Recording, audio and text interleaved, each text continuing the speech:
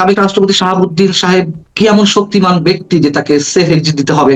Doctor ইউনূসের ক্ষেত্রে আমরা জানি তিনি মার্কিন এজেন্ট অথবা আন্তর্জাতিক শক্তির নানান ধরনের এজেন্ডা তিনি বাস্তবায়নের জন্য ক্ষমতা নিয়েছেন, তার সাথে এক ধরনের বোঝাপড়া হয়েছে। এখন ওপেন সিক্রেট যে তার বিরুদ্ধে একের পর এক মামলা করা হলেও মামলা কোনোটি গ্রহণই করা হয়নি, কোনোটি গ্রহণ করার পরে সেগুলো খারিজ করে দেওয়া হয়েছে। অসংখ্য মানুষ সেগুলো মামলা করতে গেছেন।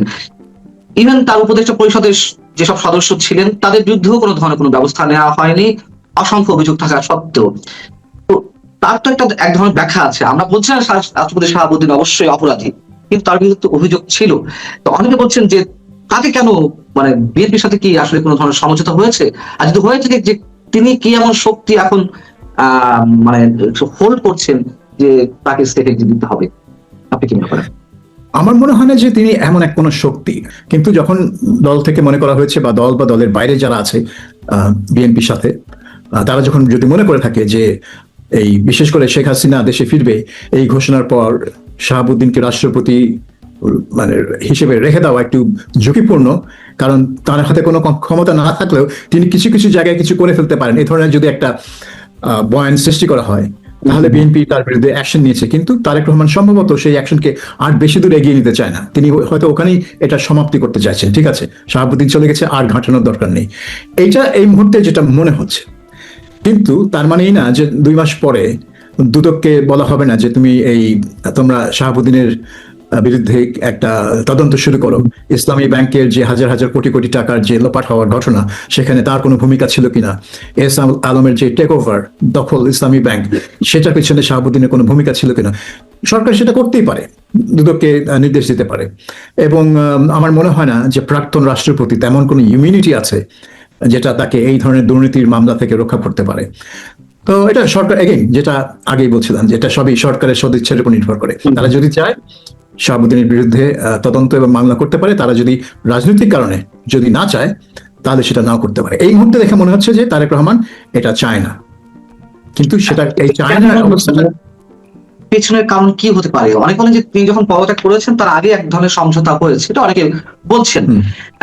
যদি হয়ে থাকে কেন বা সেই সমঝোতা? এবং একই সঙ্গে আপনার কাছে প্রশ্ন, হয়তো প্রশ্নটি পূরণ হতে পারে, আসলে কি তিনি কিছু করতে পারতেন শেখ হাসিনা ফেরার ক্ষেত্রে, অথবা এর পেছনে কারণ এটি কিনা যে তড়িঘড়ি করে স্পিকারকে ডেকে নিয়ে আসা হলো, তিনি ট্রিটমেন্টে ছিলেন, শুক্রবারের মধ্যে ওই দিন শর্ট নোটিশে তাকে সব ধরনের প্রক্রিয়া সম্পন্ন করতে হলো। আসলে কেমন কোনো বিষয় জড়িয়ে রয়েছে কিনা বা ছিল কিনা? না, আমার তো মনে হয় যে এটা একটা মানে কোনো একটা ভয় থেকে এই কাজটা করা হয়েছে। কারণ তারা যদি শাহাবুদ্দিনকে আওয়ামী লীগের নমিনি বা আওয়ামী লীগের মনোনয়নপ্রাপ্ত রাষ্ট্রপতি হিসেবে যদি তাকে সরাতে চায়, সেটা তো আগেই করতে পারতো। সংসদ অধিবেশন যাওয়ার পরপরই তারা সেটা করতে পারতো। রাষ্ট্রপতি ভাষণ দিলেন এবং তারপরেই তারা এই প্রক্রিয়াটা শুরু করতে পারতো, যে ঠিক আছে, কাজ শেষ, এবার আপনি যান, আমরা আমাদের রাষ্ট্রপতি মনোনীত করব। এবং তিনি এটা তো ওই সাক্ষাৎকারে বলেছিলেন যে সরকার যদি চায় আমি সানন্দে পদত্যাগ করবো। তো রাস্তা তো খোলা ছিল, তারা করেনি কেন? তারা নিশ্চয়ই চেয়েছে যে না, তাকেই রেখে দিতে। তো হঠাৎ এই নীতি পরিবর্তন হলো কেন? সেখানে আমার মনে হয় যে এই শেখ হাসিনা ঘিরে ঘটনাটা একটা ফ্যাক্টর হতে পারে। যদিও তার কোনো ক্ষমতা নেই, হয়তো অনেকে ভেবেছেন যে মানে 5ই আগস্ট 2024 সালে আপনার মনে আছে যে খালেদা জিয়া মুক্তি পেয়ে গেল, কিসের বলে মুক্তি পেয়ে গেল? রাষ্ট্রপতির কোনো আদেশে। তো রাষ্ট্রপতির তো সেরকম কোনো ক্ষমতা নেই একজন সাজাপ্রাপ্ত আসামিকে তার সাজা মওকুফ করে দিতে, আনলেস তারা আবেদন করে ক্ষমার জন্য। তো সেরকম তো কোনো আবেদন আসে, তখন কোনো দেশে কোনো সরকারই নেই। সেই আবেদন মঞ্জুর করার আগে সরকার, তারপরে রাষ্ট্রপতি সেটাতে সম্মতি দেন। তো যাই হোক, তো সেটা হয়েছে। তো এখন তারা কি মনে করছে যে এই কাণ্ড তো উনি আগে করেছেন, আমাদের পক্ষে করেছেন, এখন আমাদের বিপক্ষে করতে পারেন কিনা? কিন্তু 24 সালের বাস্তবতা আর 26 সালের বাস্তবতা তো একই না। 24 সালে তিনি সেটা করতে পেরেছিলেন কারণ যারা ক্ষমতার কেন্দ্রে তখন, তারা চাচ্ছিল যে সেটা তিনি করুক। কিন্তু এখন যারা ক্ষমতা কেন্দ্রে, তারা তো চাইবে না যে তিনি হাসিনার পক্ষে কোনো পদক্ষেপ নিক। কাজেই তিনি কিন্তু যারা মানে সরকারের ইচ্ছার বিপক্ষে রাষ্ট্রপতি কিছুই করতে পারেন না, কিছুই পারেন না। এটা এই রাষ্ট্রপতি কেন, কোন রাষ্ট্রপতি পারেনি। আর এখানে যদি তারা মনে করে যে শাহাবুদ্দিন কোনো একটা রাজনৈতিক ক্ষতি করে বসতে পারে, তাহলে তো ব্যাপারটা আরো ভয়ানক হয়ে গেল। কাজেই তাদের শাহাবুদ্দিনকে সরিয়ে দেওয়ার পিছনে ওই চিন্তা কাজ করে থাকতে পারে। কিন্তু আমার মনে হয় যে এটা মানে একটা সমঝোতা হয়েছে। সমঝোতা না হলে এই 2-3 দিনের ব্যাপারটা থাকতো না। এটা আগেই তাকে বলতে, এখনই আপনি যান, অথবা মানে পদত্যাগ করার পরই তার বিরুদ্ধে মামলা টামলা নোটিশ আমরা পেয়ে যেতাম, কিন্তু এখন সেটা হতে পারে। এটা একটা উড়িয়ে দেওয়া যায় না যে তার বিরুদ্ধে একটা তদন্ত শুরু হবে না, এটা হতে পারে, কিন্তু এই মুহূর্তে মনে হচ্ছে সেটা হবে না। বিভিন্ন গণমাধ্যমে বিভিন্ন বলতে বিশেষ বিশেষ গণমাধ্যম, আমি নাম উচ্চারণ করছি না, এখানে হেডলাইন করা হয়েছে যে শেখ হাসিনার শেষ দোসর রাষ্ট্রপতির বিদায় বা পদত্যাগ। আপনার কি মনে হয় যে আসলে তার এই পদত্যাগের মধ্য দিয়ে শেখ হাসিনার দোষর হিসেবে আর কেউ রইল না, বা তিনি ফিরে আসার ক্ষেত্রে নতুন কোন ধরনের জটিলতার মুখে পড়তে পারে? এখন তো যেভাবে তিনি বোল্ডলি বলছেন শেখ হাসিনা যে তিনি দেশে ফিরবেন, সেক্ষেত্রে কিছুটা হলেও ভাটা পড়েছে কিন্তু মনে হয় আপনার? না, কারণ আমার মনে হয় না যে শেখ হাসিনার এই ঘোষণার পেছনে শাহাবুদ্দিনের কোনো ভূমিকা ছিল, বা শেখ হাসিনা মনে করেছিলেন যে শাহাবুদ্দিন কোনো ভূমিকা পালন করবে। কারণ তিনি খুব ভালো করেই জানেন যে সরকারের ইচ্ছার বাইরে এই রাষ্ট্রপতি কোনো কিছুই করতে পারবে না, এটা তিনি জানেন। কারণ তিনি তো 15 বছর ক্ষমতায় ছিলেন, তার আগে 5 বছর 20 বছর ক্ষমতায় ছিলেন। এই বিষয়ে আরেকটি প্রশ্ন করতেই হচ্ছে, মানে যা গুঞ্জন বা যেগুলো ছড়াচ্ছে যে একটা রহস্য মানুষ খুঁজে পাওয়ার চেষ্টা করছে। যখন সেনাপ্রধান জেনারেল ওয়াকারুজ্জামান সাহেব তুরস্ক সফরে, ঠিক সেই মুহূর্তে রাষ্ট্রপতির বিষয়ে এই সিদ্ধান্তগুলো নেওয়া হলো এবং কার্যকর করা হলো। সেনাপ্রধান ফিরলেন শনিবার, শুক্রবারের মধ্যে সবকিছু কমপ্লিট করা হলো। এটি কোনো বিশেষ বার্তা আসলে দেয় কিনা? এটা আমার মনে হয় যে সেনাপ্রধানের অনুপস্থিতি একটা ফ্যাক্টর হতে পারে টাইমিং এর ব্যাপারে। কারণ এই সেনাপ্রধান সবসময় চেয়েছেন যে যেন সাংবিধানিক ধারাবাহিকতা ভাঙা না হয়, এবং তিনি কিন্তু প্রেসিডেন্টকে ক্ষমতায় তখন 2024 সালে তিনি প্রেসিডেন্টকে সম্পৃক্ত করেছেন পুরো বিষয়ের সাথে। কাজে হয়তো বিএনপি মনে করে থাকতে পারে যে সেনাপ্রধান যদি দেশে থাকে তাহলে হয়তো তিনি যখন জানতে পারবেন যে এরকম একটা উদ্যোগ নেওয়া হচ্ছে, তিনি হয়তো এখানে এসে বাধা দিতে পারেন, বা অ্যাটলিস্ট তার বিপক্ষে একটা যুক্তি তিনি তারেক রহমানের কাছে তুলে ধরতে পারেন কেন তারা চান না যে রাষ্ট্রপতিকে সরানো হোক। হতে পারে এটা যে তার অনুপস্থিতি একটা সুযোগ বলবো না, বলবো একটা মানে আনপ্লেজেন্ট পরিস্থিতির সৃষ্টি যাতে না হয়, সেজন্য তার অনুপস্থিতিতে কাজটা সারা হয়েছে। এমন হতে পারে যে সেনাপ্রধানই বলেছে যে এখন সবকিছু না করে আমি যখন থাকবো না তখন করো, তাহলে আমার কোনো ডিরেক্ট ভূমিকা এখানে থাকবে না। কাজে আমি মনে করি যে ওয়াকার সার্ভ করেছে এই অভ্যুত্থানের কজটাতে, সে সার্ভ করেছে এবং ইউনিসের গভর্নমেন্টকে সে সাপোর্ট দিয়েছে, এবং বিএনপির ক্ষমতা নেওয়ার প্রক্রিয়াতেও সে মানে তার দায়িত্ব সে পালন করেছে। কাজেই তাকে মানে তার উপর নাখোশ হওয়ার কোনো কারণ আমি বিএনপির দেখি না। তার উপর নাখোশ হওয়ার একটাই কারণ, মানে একটাই গ্রুপ আছে, সেটা হচ্ছে আওয়ামী লীগেরা। কারণ তারা মনে করে যে ওয়াকার তাদের সাথে বেইমানি করেছে। এই তাহলে এই কথা করা হচ্ছে কেন যে তিনি নিজেও হয়তো ফুল টাইম সার্ভ করতে পারবে না তার চাকরির মেয়াদটা? এটা কারণ হচ্ছে অনেকে মনে করছেন যে যদি রাষ্ট্রপতি যান তাহলে সেনাপ্রধানকে যাওয়া উচিত, কারণ তাহলে বিএনপি তাদের পছন্দ মতো এই দুইটা পদে, যদিও রাষ্ট্রপতির পদ একদিকে গুরুত্বপূর্ণ কারণ এটা সর্বোচ্চ পদ, কিন্তু আরেকদিকে এটা গুরুত্বহীন কারণ তার কোনো নির্বাহী ক্ষমতা নেই, কিন্তু তারপর একটা প্রতীকী মানে মূল্য আছে রাষ্ট্রপতি। আর এদিকে সেনা প্রধানের তো শুধু প্রতীকী না, আসল মূল্য আছে সেনাবাহিনী পদে। সেখানেও তারা হয়তো চাচ্ছে যে এই মুহূর্তেই মানে যত তাড়াতাড়ি সম্ভব এই পরিবর্তনটা আনা, যাতে বিএনপি মানে নিজস্ব পছন্দ মতো, কারণ আপনি সব জায়গায় তো দেখা যাচ্ছে যে বিএনপি তার লোকজনকে দিয়ে বিভিন্ন রাষ্ট্রীয় এবং সরকারি প্রতিষ্ঠানে তার লোকজন নিয়োগ করছে। কাজে বিএনপির যে মানে রাষ্ট্রযন্ত্র দখলের যে প্রক্রিয়া, যেটা সবসময় আওয়ামী লীগের বিরুদ্ধে একটা অভিযোগ ছিল যে আওয়ামী লীগ রাষ্ট্রযন্ত্র দখল করে নিয়েছিল, বিএনপি সেইভাবেই রাষ্ট্রযন্ত্রটা তার নিয়ন্ত্রণে নিচ্ছে একইভাবে। এবং সেখানে যদি সেনাপ্রধান শেখ হাসিনা নিয়োগপ্রাপ্ত লোক হয়ে থাকে, তাহলে ওয়াই নট তারেক রহমানের নিয়োগপ্রাপ্ত লোক? সেটার জন্য আরো 6-7 মাস কেন ওয়েট করতে হবে? হতে পারে।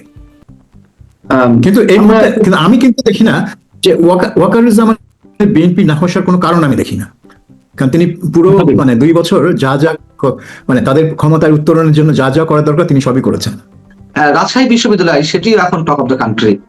সেখানে একজন জিএস রয়েছেন ছাত্র সংসদের, সালাউদ্দিন আমরা, নিজেই শিবিরের কি একটা শব্দ ইউজ করেন, মানে তিনি শিবির হিসেবে মনোনীত প্রার্থী হয়ে তিনি নির্বাচিত না হলেও তো সে যা ইচ্ছে তাই করে যাচ্ছে। মনে হচ্ছে বিশ্ববিদ্যালয়ের প্রশাসন, আইন শৃঙ্খলা রক্ষাকারী বাহিনী বা সরকারের হাতের চেয়েও তার হাত লম্বা। সেখানে তো আবার কোনো ধরনের স্টেটমেন্ট দেখছি না সরকারকে। সেই ক্ষেত্রে আবার কেন ছাড় দেওয়া হচ্ছে? বিভিন্ন ক্ষেত্রে আমরা দেখতে পাচ্ছি যে জামাত এনসিপির ক্ষেত্রে কোনো জায়গায় তো চুপ থাকছে বিএনপি।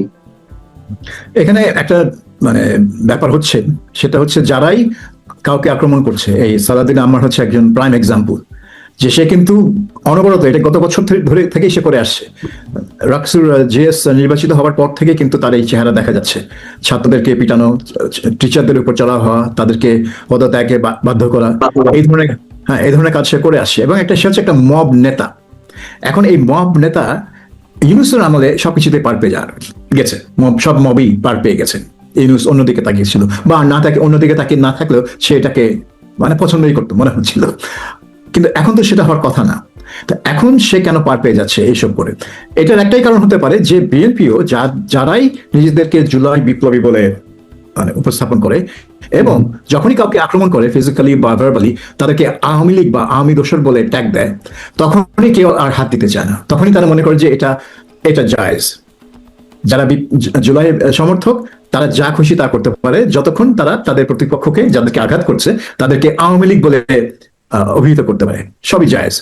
তো এটা হয়ে গেছে নতুন এক ধরনের ফ্যাসিজম। যদি আপনারা বলেন যে আওয়ামী লীগের আমলে যা হতো সেটা এক ধরনের ফ্যাসিজম, তাহলে এটা হয়ে গেছে নতুন এক ধরনের ফ্যাসিজম, যে আপনি একটা গোষ্ঠীকে, একটা রাজনৈতিক গোষ্ঠীকে শত্রু হিসেবে চিহ্ন করে তার উপর নির্যাতনটাকে জায়েজ করে দিচ্ছেন। যা খুশি তাই করতে পারবেন, যতক্ষণ আপনি বলতে পারছেন যে ও হচ্ছে আওয়ামী দোসর, ও হচ্ছে ছাত্রলীগ, ও হচ্ছে এই লীগ। লীগ শব্দটা আপনি অ্যাড করতে পারলেই আপনার 7 খুন মাপ। তো এটা খুবই বিপজ্জনক একটা অবস্থা। এটা ইউনুসের আমলে চলছিল, কিন্তু ইউনুস তো ইউনুস, তার কোনো জবাবদিহিতা ছিল না। এই সরকারের তো জবাবদিহিতা আছে, এত নির্বাচিত সরকার, এত সংসদীয় সরকার। আর সংসদে কার কাছে জবাবদিহি করবে? জামাত, এনসিপি, তারা তো মহাবের রাজা। এখন ব্যাপারটা হয়ে যাচ্ছে জবাবদিহিতার জন্য আপনার সুশীল সমাজ, মিডিয়া, এরা ছাড়া আর কেউ নেই এই সরকারকে জবাবদিহিতার মুখে দাঁড় করানোর জন্য। সুশীল সমাজ এবং নাগরিক সমাজ বলতে যেটা বোঝায়, এবং মিডিয়া, এটা ছাড়া কিন্তু কোনো রাস্তা নেই। কিন্তু সেখানে সেইটা হচ্ছে কিনা সেটাই প্রশ্ন। যদিও এই আম্মারের উপর যে রিপোর্টিং যেটা হচ্ছে তার কর্মকাণ্ডের উপর, এটা দেখে বোঝা যাচ্ছে যে এটা মিডিয়া কিন্তু নেগলেক্ট করছে না বা এড়িয়ে যাচ্ছে না। যেমন আজকেই একটা বড় রিপোর্ট আছে এই টাইমস অফ বাংলাদেশে, এই আছে, মোটামুটি সব পত্রিকা এটা মোটামুটি একটা ভালো ট্রিটমেন্ট দিয়েছে। কারণ তারাও মানে এটা থেকে এখন সরকার যদি এইগুলা আমলে নিয়ে অ্যাকশন নেয় এই আম্মারের বিরুদ্ধে, তাহলে এক জিনিস। আর যদি এটা সত্ত্বেও যদি তারা জিনিসটাকে এড়িয়ে যায়, ইগনোর করে, অ্যাজ ইফ কিছুই হচ্ছে না, তাহলে বুঝবো যে সেই ইউনূস সরকারের ভূত বিএনপি সরকারের ঘাড়ে ভালোভাবেই চেপে বসে আছে। এবং এটা আম্মার আবার উল্টা থ্রেট দিচ্ছে আম্মার এবং আম্মারের সহযোগীরা, যেসব গণমাধ্যম নানান ধরনের প্রশ্ন তাকে করছে বা তার কর্মকাণ্ড নিয়ে প্রশ্ন অ্যারাইজ করছে, তাদেরকে দেখে নেবে। হ্যাঁ, তো এইগুলো তো সরকারের আমলে নেওয়া উচিত, যে গণমাধ্যমের বিরুদ্ধে যদি এরকম হুমকি কেউ দেয়, তো এখানে তো একটা মানে প্রচ্ছন্ন একটা মানে আইন ভঙ্গের একটা ব্যাপার চলে আসে। আপনি তো একটা গণমাধ্যমকে বা এভাবে হুমকি দেওয়া মানে কি, তাদের বিরুদ্ধে একটা ভায়োলেন্স উস্কে দেওয়ার সামিল, তাই না? তো এইটা তো বেআইনি, এটা তো আইন পরিপন্থী। তাহলে তো আপনাকে তো ওই নিয়ে তাকে ব্যবস্থা নেওয়া উচিত, অন্তত তাকে বলা উচিত, তাকে জিজ্ঞাসাবাদ করে তাকে জানানো উচিত যে এগুলো তিনি করতে পারেন না। তিনি একটা গণমাধ্যমকে মানে দেখে নেওয়ার মানেটা কি? তিনি কি বলছেন যে তিনি মামলা করবেন? তো মামলা করলে করেন। যদি কোনো মিডিয়া যদি তার মানহানি করে থাকে, মানহানি মামলা তারা করতেই পারে। মানহানি মামলা তো আর নতুন জিনিস না। আর যেহেতু সব পত্রিকা এখন অনলাইনে আছে, সেহেতু এটা ডিজিটাল সিকিউরিটি অ্যাক্টের অধীনে পড়ে যাচ্ছে। সো মানে আইনি রাস্তা তার কাছে আছে, এখানে কেউ ওই মানে দেখে নেওয়ার হুমকি টুমকি দেওয়ার তো কোনো প্রয়োজন নেই। আপনি যদি মনে করেন যে আপনাকে নিয়ে যা ছাপা হচ্ছে সেগুলো ভুল, আইনের জায়গা থেকে হুমকি দিচ্ছে, বিষয়টি এরকম তো মনে করার কোনো কারণ নেই, তাই না? না, আমি সেটাই বলছি যে তিনি যখন হুমকি দিচ্ছেন, যখন আইনের রাস্তা খোলা আছে, সেই রাস্তা না গিয়ে যখন আপনি হুমকি দেন, তাহলে আপনার উদ্দেশ্য ভালো না। তার মানে হচ্ছে যে পত্রিকা যা ছাপা হচ্ছে সেটা আপনি কোর্টে চ্যালেঞ্জ করতে পারছেন না, কিন্তু আপনি